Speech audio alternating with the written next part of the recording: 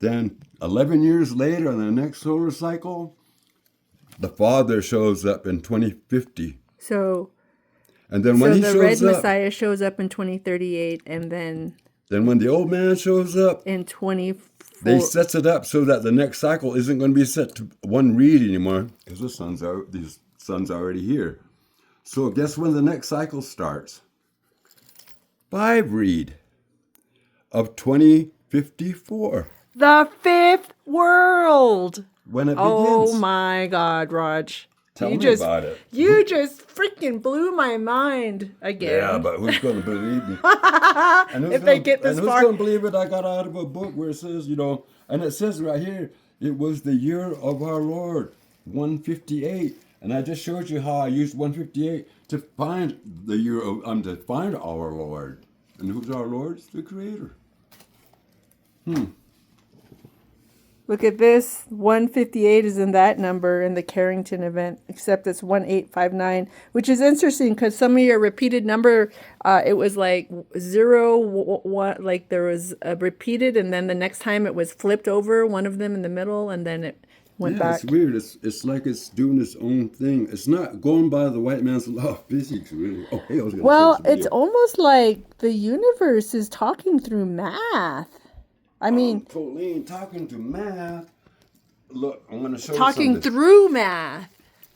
After I was looking at this, And this is natural time, and this is like the universe and patterns. And this pattern was documented in the Chumayal Book of the Chilam Balam, the Mayan Book of Prophecy, translated by R. Royce. I'm going to show you something that kind of freaked me out that I've been holding back on about this. Why believe in the word itself. I am Chilam Balam, the guy that this book is about.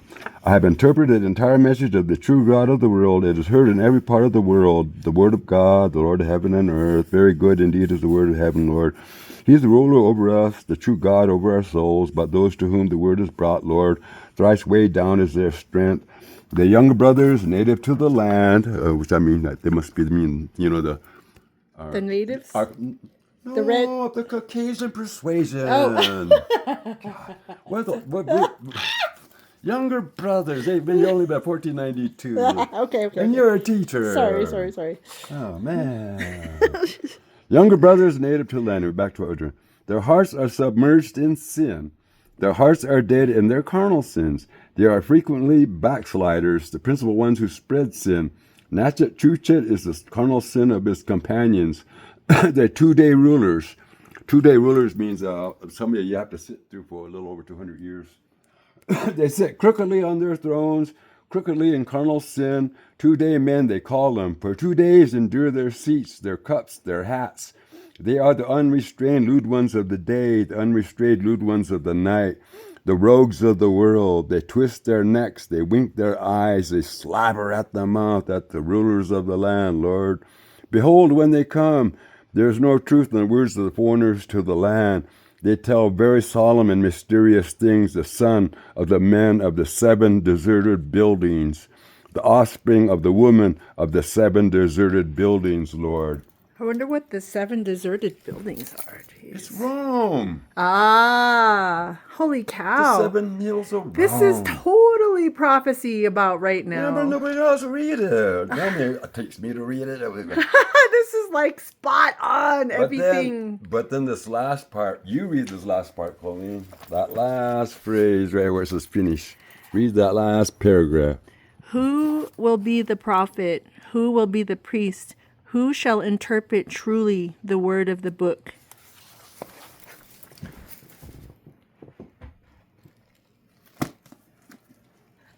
There's the word of the book of the Chilam Balam. Our Bible. I've been hesitant about doing this Katun thing, but you're the one that convinced me that, withholding it could be a sin on my end, that if nobody knows what's coming, it could even be worse. I mean, this way, for the people that really believe, they can be prepared for it. Well, I'm going to tell you one thing that while your camera's still on. People have been wondering, why the hell's Roger doing all of this thing about, global mapping? Has anybody noticed everything I'm doing is not tied to the energy grid?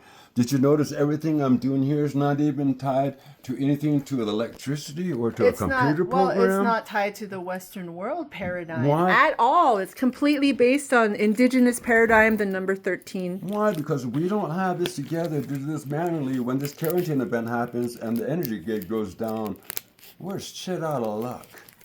So we better. That's why I'm doing So this. we better know how to plant our foods. We better have little indoor herb gardens.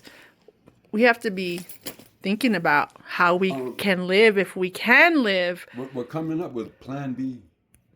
Got a little snot there. Oh, sorry. Thanks. But that's what I'm trying to my do nose here. is running create from a it's Plan cold. B, but I mean, like you're a witness to this. Sometimes I'm having a hard time even telling Nate because I get convinced that it's pseudoscience. Well, there's a lot like even like everything you're talking about. Like we might have lost some people when we were No, we're too here. fucking programmed to believe the white man and don't even believe in ourselves and what our ancestors left us. Well, Come on, let's get what I real. mean to say is, can you really They need to briefly? get up with the program. They're 100 years behind me. Why? Because of all the religious and political programming that's been going on. All the social programming that's supposed to be education isn't education. It's social programming. Can you do? Kids don't even know who Columbus is. Well, I was just going to ask you if you could just do a really quick explanation of what this is here. Okay, With not the green stuff, but the actual like. No, I'm going to give the whole thing. Okay. All right. Colin just wants me to give you half so you can be confused. Like she is. Do you want to be confused? No, you already explained these, but maybe you can explain it more too. She wants me to explain the Disney version. No, I don't want to do We all that lived Disney happily version. ever after, and we all sang Kumbaya and sat around the campfire, play guitar, cook hot dogs, you know. And we all lived happily ever after, all four races, all sitting around the campfire singing Kumbaya. Is that what people want to hear? No, Raj. Oh, darn, that was a good one. I'll sell that to you for $15,000. Well, anyway, back to what this is. This right here is really, there's two of them. There's this one, and they're tied. I'll start with this one first because it'll make sense. All it is this right over here where it says minus 14 to 8. The minus part on here stands for 41 BC. We have minus 41. You're just looking at it upside down. Oh, yeah, I'm upside down. Sorry, I'm not looking at She's right. 41. I'm looking at it upside down. She's right.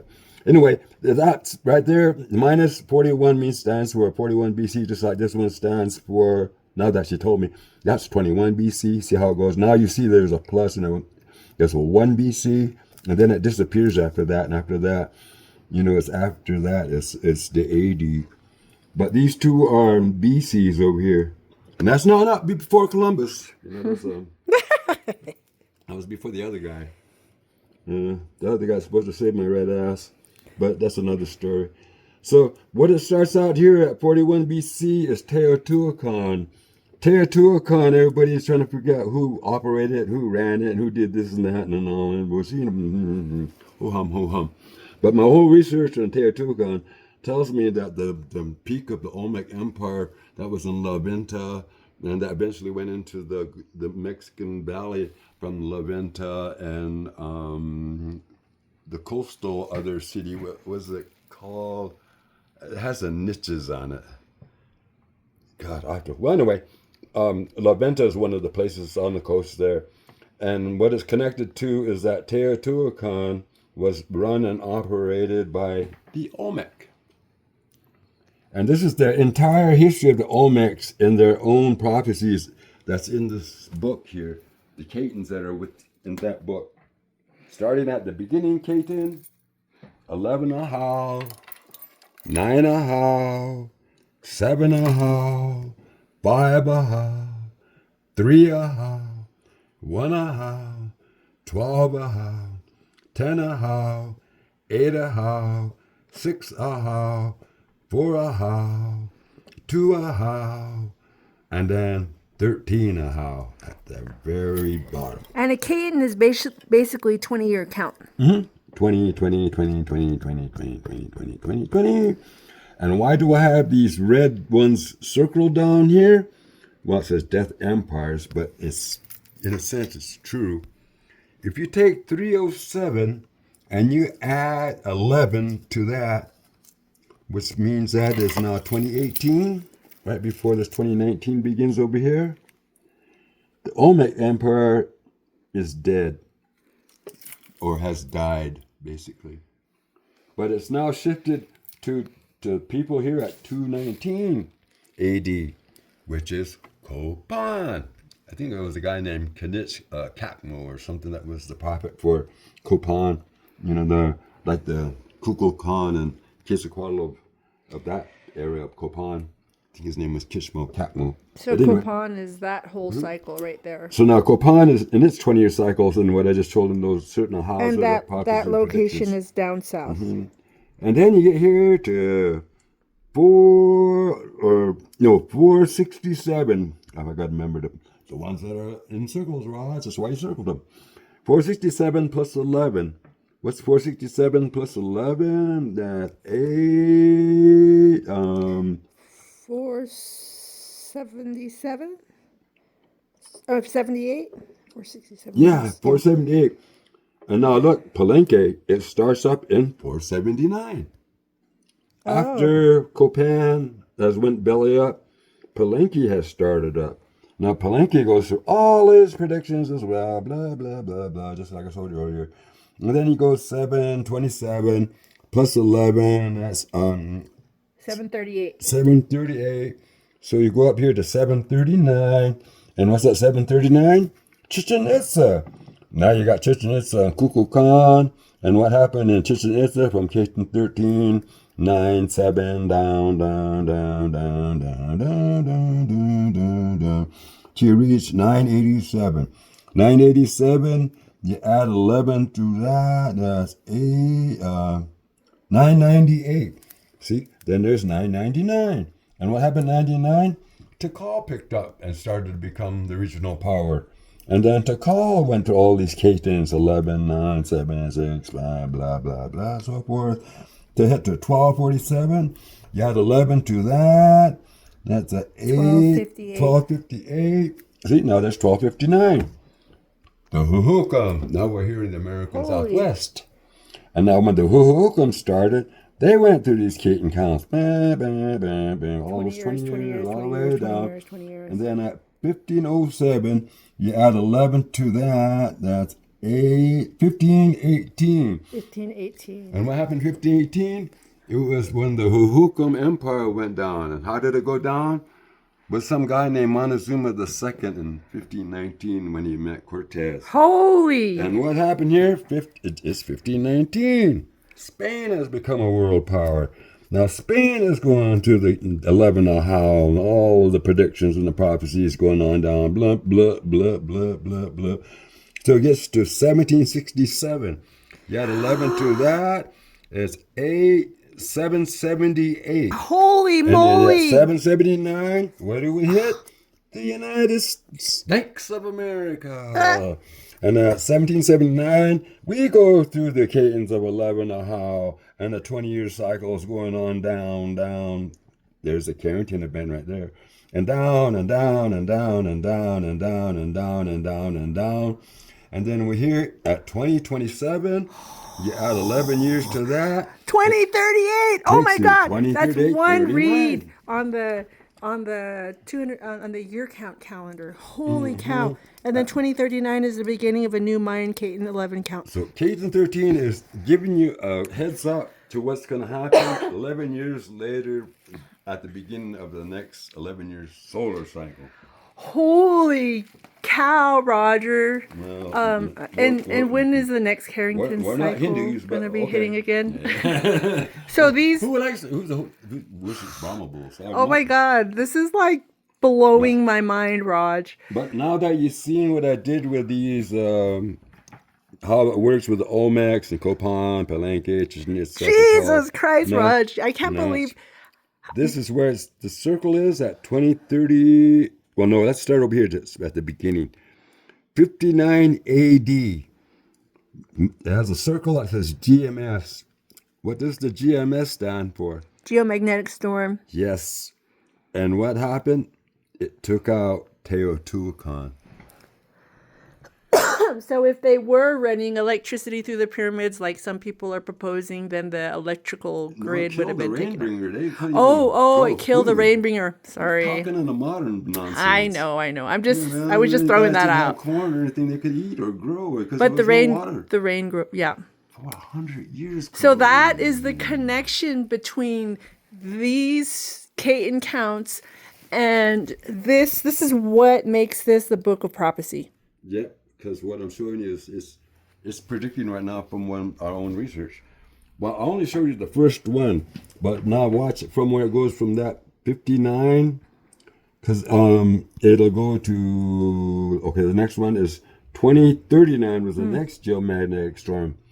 These are set up in like 45 degrees increments because the cycle is 90 years and 180 and 45.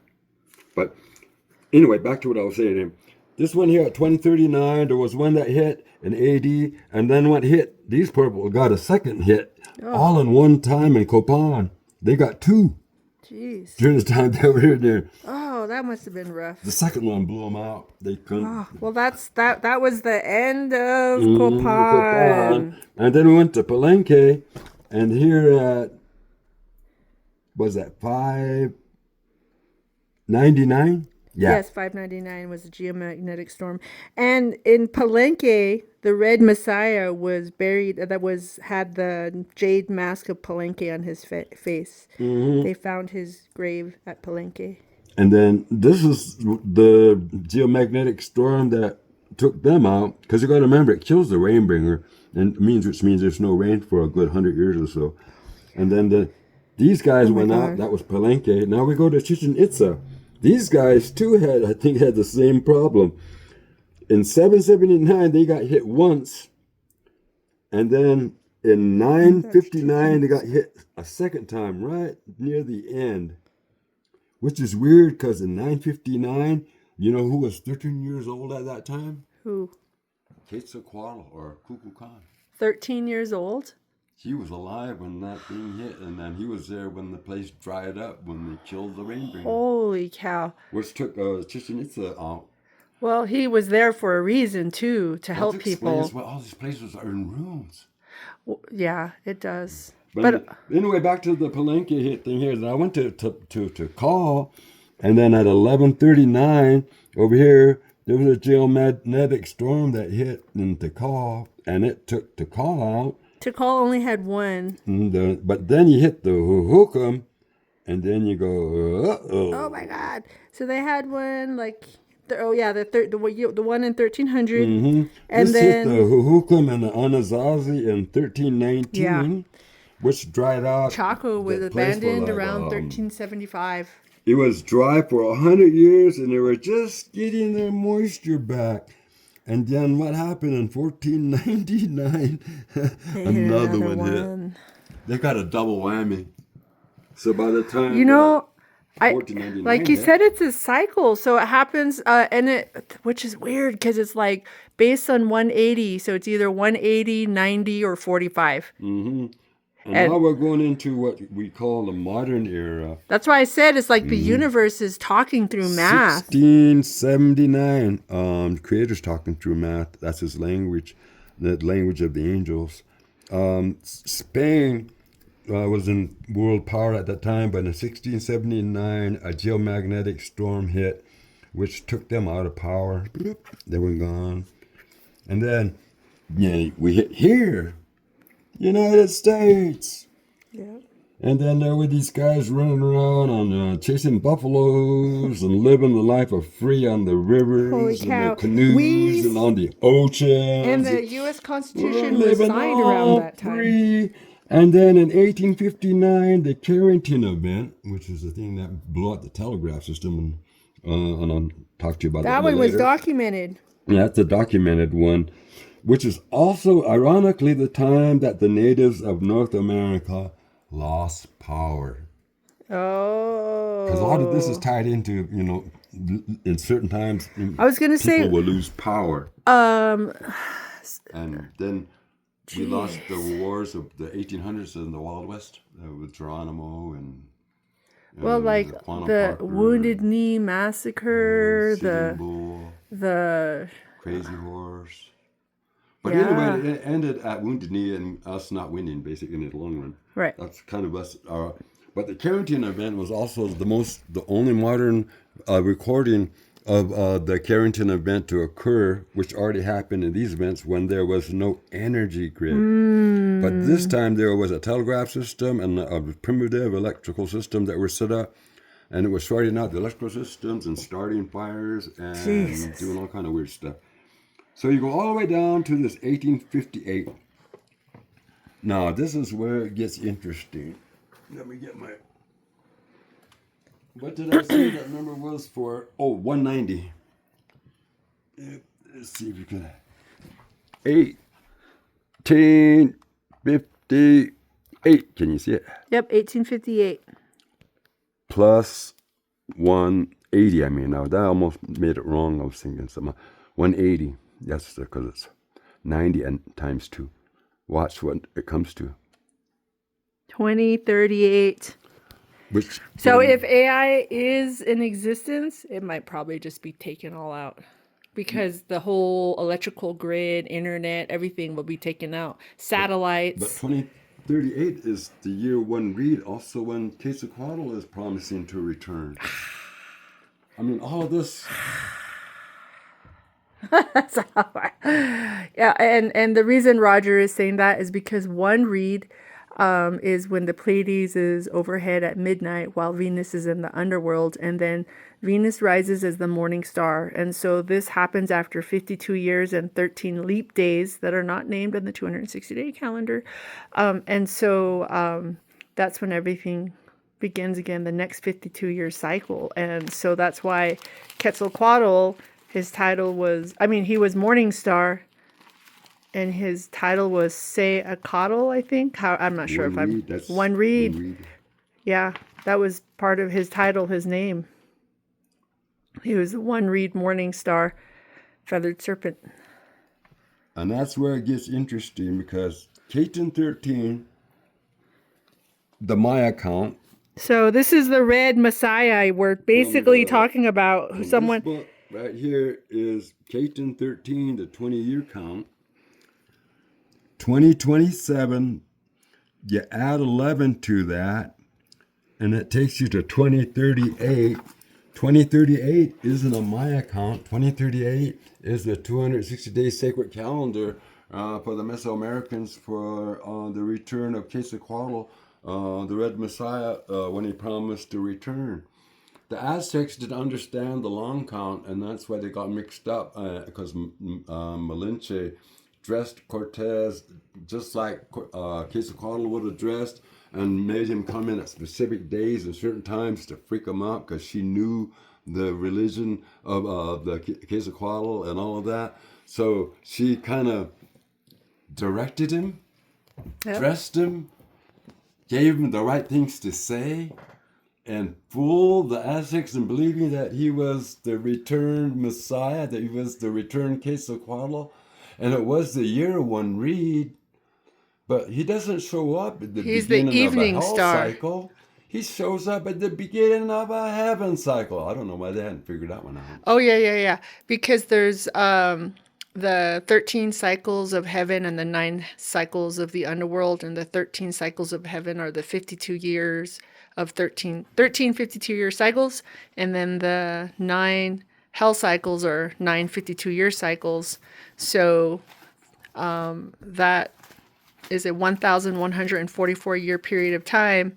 And Cortez arrived at the beginning of the 9 hell cycles in the year one read, and he was ushering in the indigenous dark ages. Okay, now that you understand that 156 and how it works, that 26, this is our, our pi and the golden mean Oh, yeah, ratio. the 3.25. But all I did was that I took the 78 and times it by 2. which gave it the 156 that I'm using for over here. But the 156 and the 98 gives you the not only the year, but this gives you also the date and the month.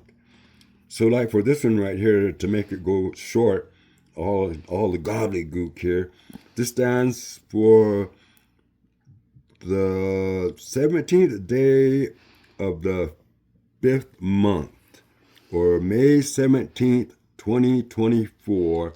And the number is 2417. And this is the calculation to find the solar storm of May 17th, 2024, which can be documented because it was, it took out, I think, electricity, and I think it took electricity out somewhere. But anyway, it can be documented, this solar storm here.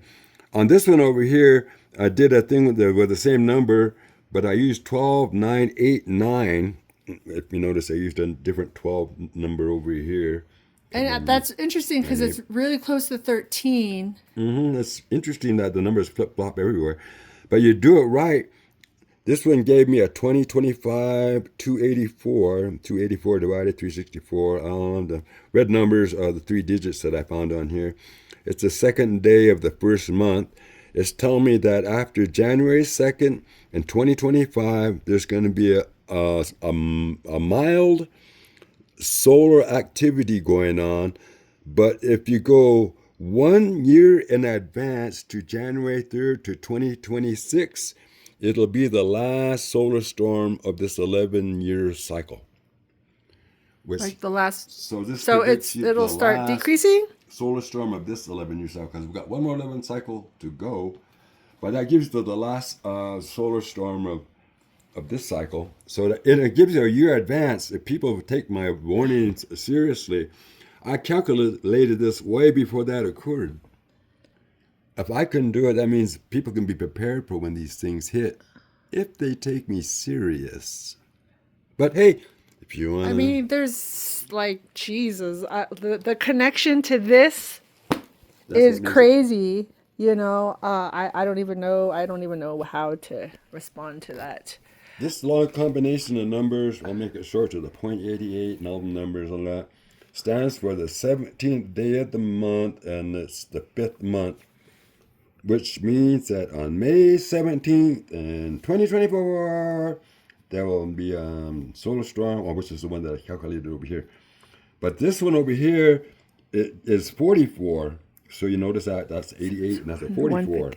But it's the same equations, the same way of doing the process and all of that. But when I did it on this one, it tells me that this is a future one. After the August 3rd, 2026 solar flare, there's a second one that's going to happen on August 7th, 2026. That's what this says. That on August 7th, which hasn't yet happened yet, which is like what, next summer? In 2026, a second flare is going to occur, which is the first flare of the new 11-year solar cycle, I guess you would say. And then you get down to 2027. What is that 2027? It's Katun 13 Ahau. And what does 2027 stand for? It stands for the last 11-year cycle that I've been talking about, on the cycle to this one, to that one. And then you add 11 to that, and it takes you to 2038. When you add the 11-year solar cycle to that, which takes you to one read. 156 times 13. If you notice, I use a lot of these 12s, Holy cow. So 12s. this is November 13 then. One read is November 13, 2038. Yep. When the Pleiades is directly overhead on 2028, there's going to be another solar flare that's going to occur. This is, okay. There's a 0, 0. Notice all these have numbers. There's a few of them that end with 0, 0, which tells me that they're the beginning of a new solar cycle. See, 1 year after that, the first one. 2028. Oh, okay. I see what you mean. And then 28. Then you add 11, it's 2039. Then you minus 180, which is that solar, and it takes you to 1859. And what is that, 1859? Because it's the 180, the 90, and the 45. Okay, got it. I mean, that's what the numbers. The Carrington Event. And if people don't believe my equations, this is the number that I use, and every step that I used in the same process that I just showed you earlier, but using 11.92 instead of the 12 because it's further in the past. It gives you the year of 1859, and there's that 52. And this equation is basically the 13 times 2 is the sacred number 26, and then the Zia symbol tells you to divide the world into 16 equal parts. Mean ratio. Yeah, so 26 divided by 16, you get this 1.625. And you get pi from the golden mean ratio. And then right there's that. But that sacred number 52, I put 364, and I ran into there, and I found the digits, and I went through all of this process. And then they went to 901, then I looked it out. And then 01 is the first day, and it's the 9th month, September 1st. So it tells me September 1st in 1859, there was a coronal mass ejection that caused a serious solar storm called the Carrington Event. And you were saying this lady does a pretty good job of kind of providing information about it in her video. But I don't know if they would ban us on YouTube. Well, let me just take a real quick look at what the title is. So this. Well, we can start right now. I can play it. Okay. That's pretty much, Hold on, let me see. What is this? Scaring everybody, scaring the kids. Oh. Have a good night now. Sleep easy. Solar storms explained. How close are we to a global tech blackout? So I guess she's kind of talking about the Carrington event and that. I haven't seen it yet, so I'm not. Yeah, I was planning to show it after we get, because she didn't know what the Carrington event was. I didn't. You know what? I think I did. You did talk to me about it once, like really briefly, but yeah, I totally forgot about it. The Buddha showed me this. That gives me all of the trade. The Buddha of Buddha told the Roger of Rogers. Make my job easier, so when I do my mapping, it has all of the trade locations. Okay, so this global mapping is also based off that same equation of 26 divided by 16. No, this is taken out of a temple in India. Oh, are you serious? The Buddhas, remember? Oh, yeah, that one. I was partying at his mansion called the Buddha Stupa, and I could make your global mapping job easier than what you're doing. And what are you talking about? I have a process that could give you all the locations instead of just what you're doing with the crisscross here and there. So, okay, Buddhas, the Rogers is willing to listen. And then that's what he showed me. Look, right here. It even shows where Mount Kailash is and how it works and everything that's related to Buddha. Holy cow, can you See, look at there. Where is this? Here is Agartha. This stupa, where is this stupa? Shambhala. Where is this stupa located at? The one that gave you this information? I think did I put it in here? Buddha stupa. Yeah, he's the one that gave me the thing here. I might have it in my other book because I have it, but I think I put it in the other book. Mount Kailash. All I know is that when Mount Kailash is here, there's a place here and there's a place here, and it's really weird because where this temple goes, it goes right between here, and it's equally right in the middle. And this, if you go to the left from here to this diagonal route, and you're a Tibetan Buddhist, and you're into the Himalaya Tibetan Buddhism, you go to the left, it takes you to Mount Kailash.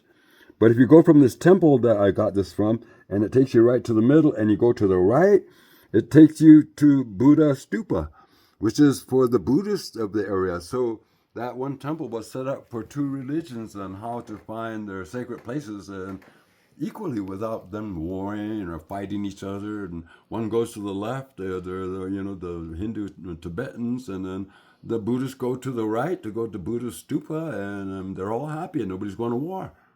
And this temple that I found was located in central India that showed me this in a layout in the temple. Oh, like on the floor or something? No, in the entire temple. It's been sitting there for Oh my thousands of God. years since Buddha put it there. Nobody knows why. They're too busy, putting a crystal in their belly button, going om and meditating on it when they should be using it for trade and locating and Roger. staring at it. It's not going to help. Use it. I mean, northeast, northwest. Look, look, it helped me locate everything here. Everything here is every trade location for everything in Arizona for the Hujut Nation, the lizard nation, from 31 degrees up to 39. This one over here, this is the whole area for the Sandias and the whole area we're at. This is a location for every trade location for the whole Southwest. And this is what you were talking about when we went to Canyon de Chelly and Mesa Verde. Yeah. Not Mesa Verde, I'm sorry, Shiprock. Just on these 2 pages, it tells you every trade location for everything that goes around the world globally. You follow this, there's certain ones that you find that are called keyholes or keys. And in some petroglyphs, they show spirals and circles. You know what they mean? What? These locations will take you to a location to the opposite side of the world. That's interesting. Yeah, like Manajandaro is connected to Easter Island directly through the world. Like Baba Kivri is connected to Mount Kailash. Kailash, directly through the world. Baba Kivri is the home of Iatoy. Mount Kailash is the home of Shiva, And those the are creator and the destroyer, because Iatoy was the creator of man. In Japan, they actually made them into keys into their ancient tombs. They're keyholes, and they're meant to tell you that they're the keys to the trade locations to the other side. Well, in the Navajo language, Big Mountain on the reservation is on the other side of the world from Mount Everest. And the Tibetan monks, they do sand paintings just like we do.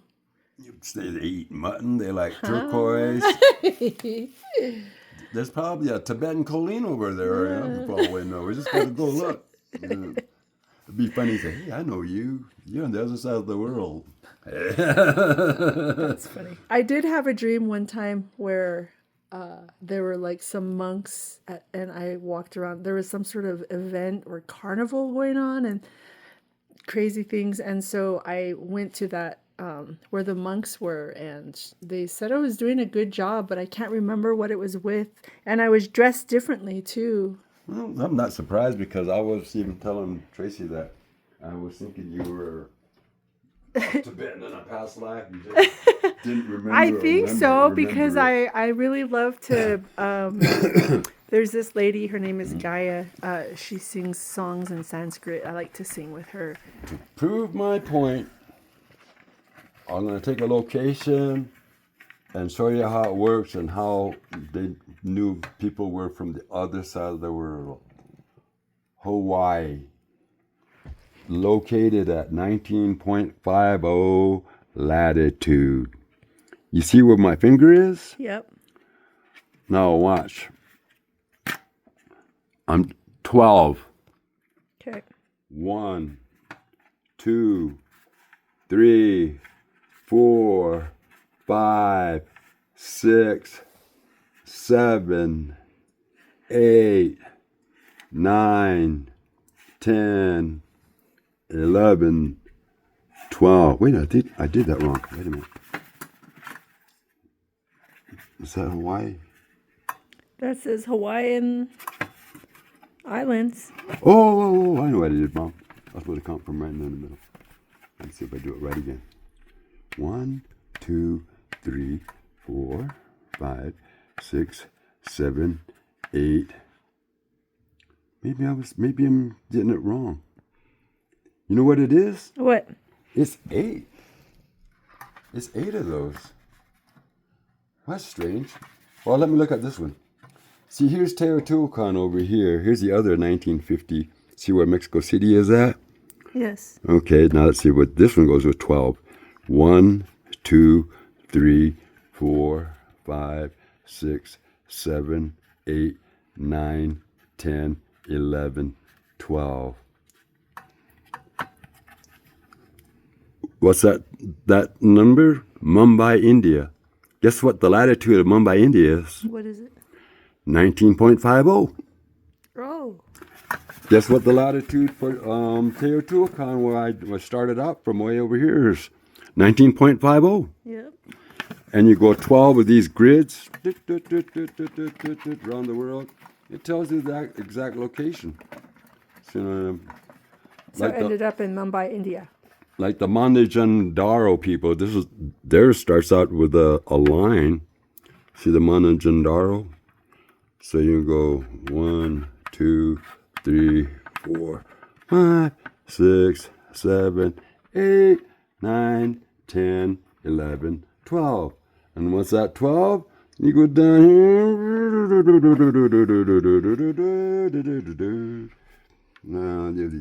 East Island. Oh, but what is the degrees? For This is 27. So it's related to another 27 that's up in this area. There's a 27 degrees that's in relations over here. Because you got to remember, 26 is pretty much close to around here, if I remember right. Okay. So it's probably somewhere around up in this area. You know why this area is important? Well, why? These little blue dots that I place along here, these are global locations, red. The blue dots, that's the Yanaguni. This is the beginning of it. They actually show you the locations where the precious metals are located.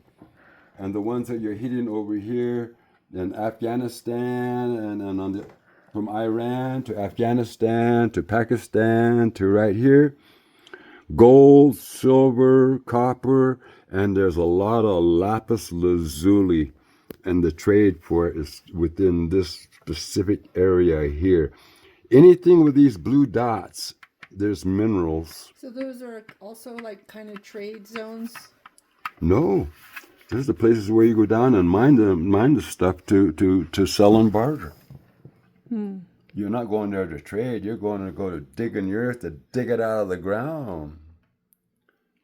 I mean, lapis lazuli is going to come out. Come out, lapis. I need to sell you. Let's go market now. Come on out.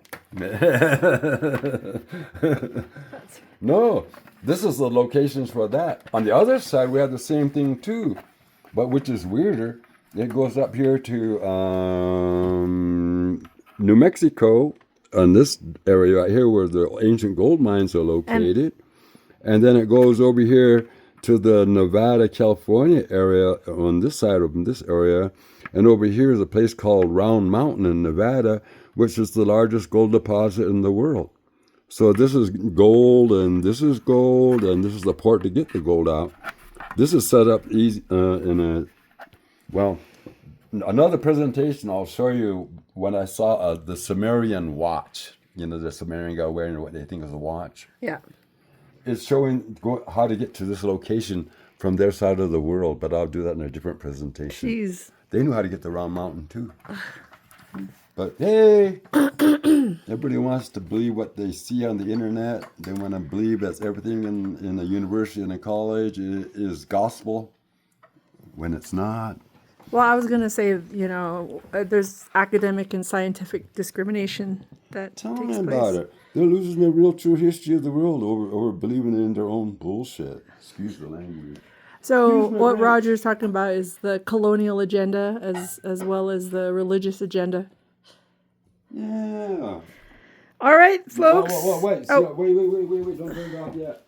This is important what they're doing to our culture. Roger. This is what they're doing to our culture. Look. See? Not.